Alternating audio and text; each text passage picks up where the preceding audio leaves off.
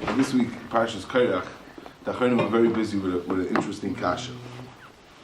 There's a famous Rambam. The Rambam wrote a letter to the Igerres Teimon. He wrote to the Yidden in Teimon, and in those days that they were being oppressed by the Muslims at that point, and he wrote them a long letter of chizuk. And there's it's a very, very famous letter from the Rambam. One of the things the Rambam says there is, he says Yisoid, that the Radak brings down in Yecheskel, also that there's a haftacha from Klal Yisrael to Klal Yisrael, that every Yid, this thing, that every single Yid is going to be, any person that was by Har Sinai, every person that was by Parshas Mattan Torah, he's going to stay. He's going to believe in the Eibishter and Torah and Moshe. Somebody is kaifer in Nevuas Moshe. That means that that's proof positive that his parents were not by Mattan Torah. That's what the Rambam says. And now the obvious question is, Bismanenu is an obvious question. I mean, nowadays there's such a tremendous amount of Jewish atheists. Such a tremendous amount of Yidden. I mean, Rov Minyan and Rov Binyan of Klal Yisrael that doesn't believe. So that's a problem. Okay, that's a problem. That's maybe we'll say something, but that's a kasha that's a kasha on the Rambam. But the obvious kasha is from this week's parsha. Parshas Korach. You have Korach coming, and he's coming and saying that Kilei Milibi, right? Moshe, he's kaifer b'nevuas Moshe. He goes and says that Moshe Rabeinu wasn't correct. It wasn't Moshe. Moshe was making things up. So what's going on over here? Korach was definitely by Mattan Torah. Korach v'chol adasei. Korach, it wasn't just him. He was the Av Bezdin, but he had all the Roshis and Sanhedrois. He had a whole movement going here. There was a full mutiny, and they were all by Mattan Torah, right? So what's going on over here? What's this Yisoid from the Rambam? So there's a lot of different truths from the Achronim say. There's the Sefer Time the Korach wants to say that the reason is because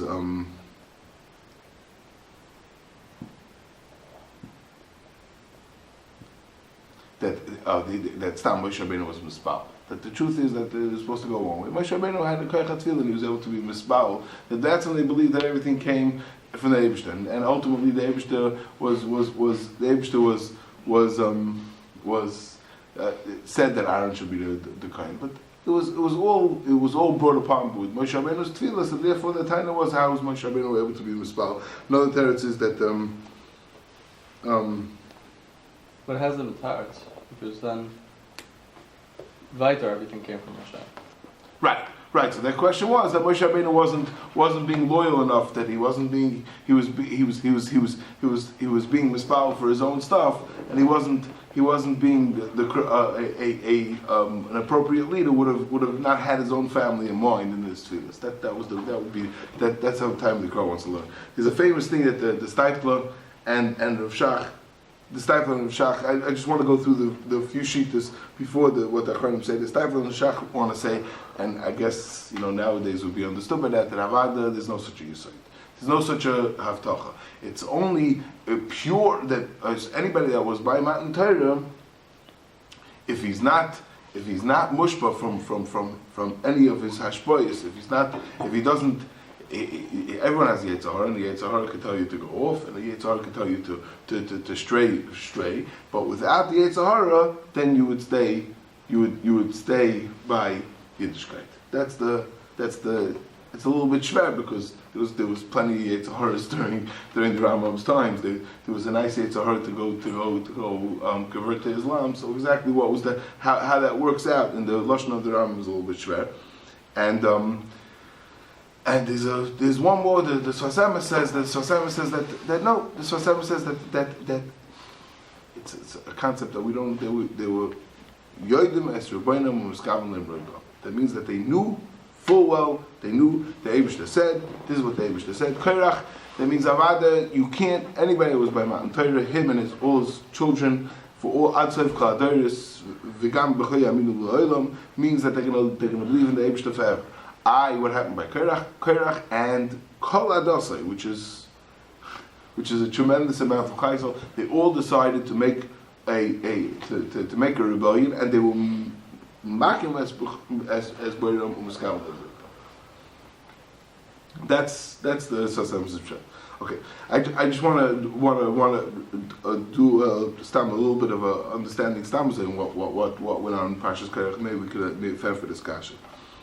The three quick kashas. One is the Parsha is very interesting because after first Korach and his whole thing, they come to Moshe Rabeinu, and Moshe Rabeinu make this deal with the Machtais, and it doesn't turn out for anybody but Aaron, right? They all die. A few psukim later, they all die. And first there was and Andy was Vatiftachar to speak of Tivlas Batem. First there was the ground opened up, and all the people that all the Chamishim Messiahim, they all got burnt up. So seemingly it should be settled. No. Everybody came with Titus. Right? And they said no. And in other words, it should have been settled. No, they were still complaining. And Akash Baruch Hu came, and Akash Baruch Hu wanted to make a big magefa, and he didn't make the whole magefa because Aaron came with the Keteris, and they were saved. But there were a whole bunch of people killed. Seemingly, at least by now, we should know that this is we mean business, right? No. A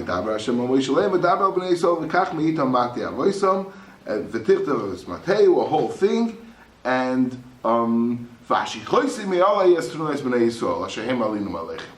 they still have a problem.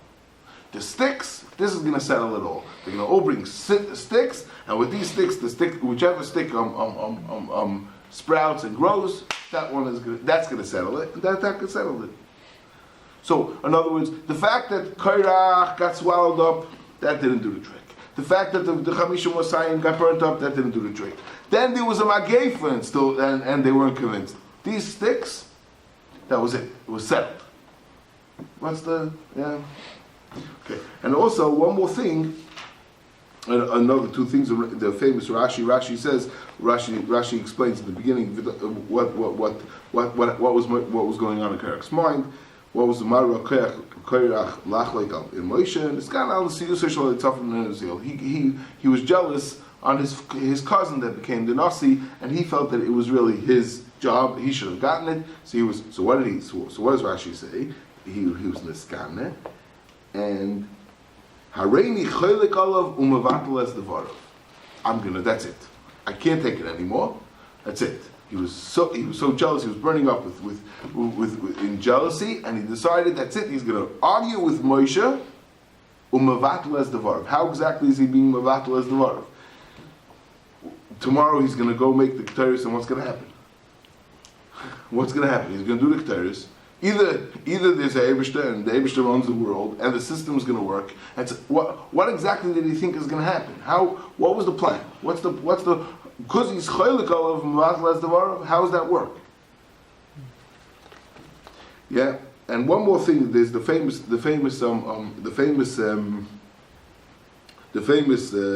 I guess they use visual aids. B'shastas machlokes. They all came with these talis shel kulit chelis. And they came to Moshe Rabeinu and they asked Moshe Rabeinu, talis shel kulit chelis, is it chayiv and tzitzis or not chayiv and tzitzis? And Moshe Rabeinu said it's chayiv and tzitzis. Where did Moshe Rabeinu know? Because we said psal techelis. Psal techelis means b'chol, right? Does it say anywhere talis shel kulit chelis b'furish? It doesn't say b'furish, right?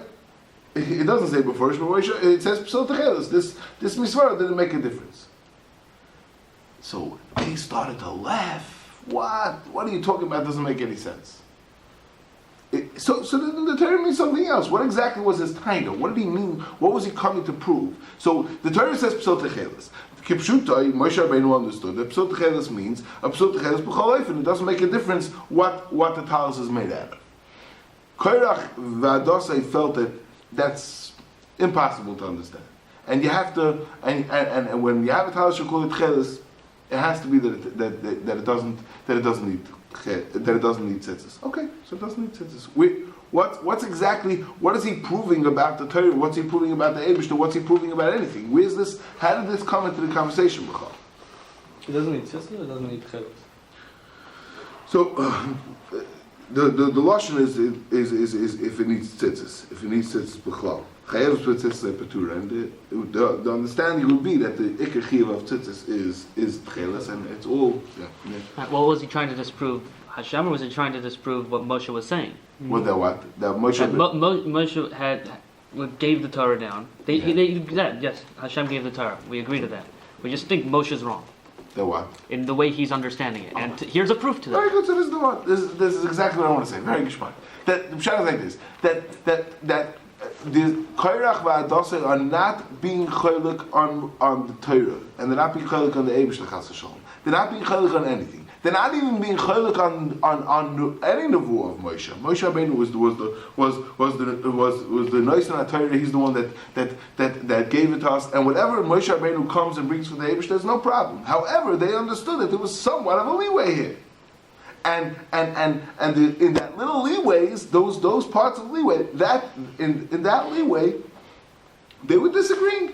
So Hakadosh Baruch Hu said, "Go mimaman." Go be mana kohen. Go appoint somebody to be the kohen gadol. Go be mana somebody to be the nasi. So he understood. So they understood that Moshe Rabeinu, he was, he had family, and he put in his family members. But not that the pshat is was nothing against what the Eibishter said. They weren't being chaylik that there's a Torah Taryag mitzvahs. He was the Avbaz, and of course he understood that there was, and they all understood that there's an Eibishter, and they understood that Nevuas Moshe is Raksal. There was just parts that were left for interpretation, not interpretation. There were parts that were left open, and Moshe Rabeinu took it.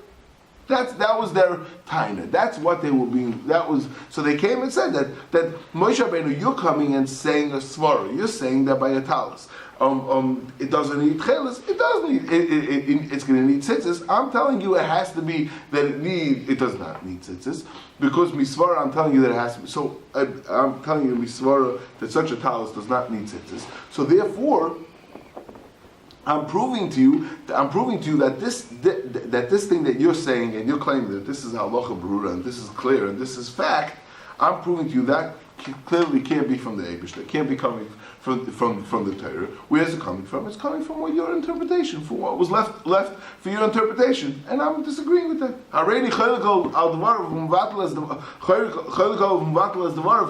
going to make a whole. Until now, Korach was happy to live and let live. He was able to go along, and now he's going to say, I'm going to put my foot in the sand, and I'm going to stand up and say that no, there's some parts that Moshe Rabeinu was doing on his own, not the things that he got from the Eibishter. The things that he got from the Eibishter, of course he got from the Eibishter. Korach wasn't being chaylik on, but wasn't being chaylik on the voice Moshe or on Torah Hashem. He was being chaylik on that there were some aspects of Moshe Rabeinu that Moshe Rabeinu said that he got. That Moshe Rabeinu was saying some things, and those things were not from the Eibishter. What was his raya was from cheles?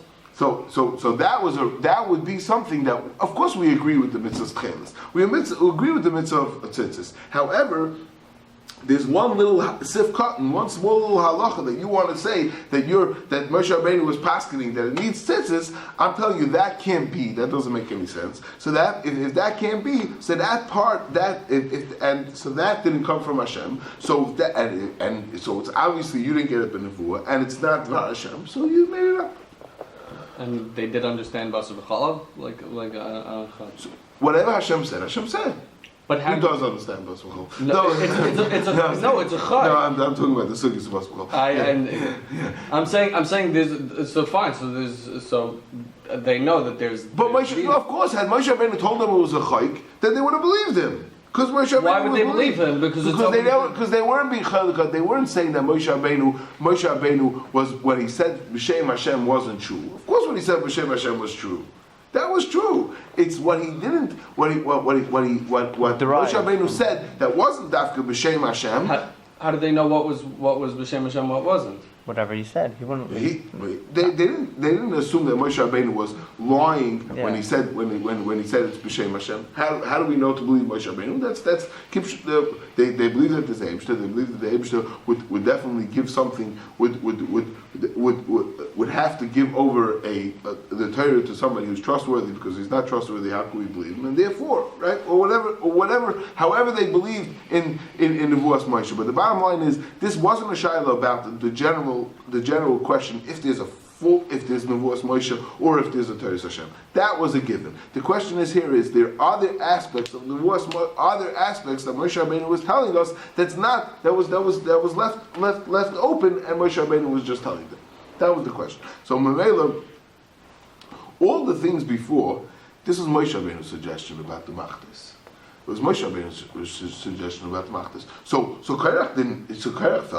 Korach thought that this, obviously he felt that this could break his way, and he was wrong.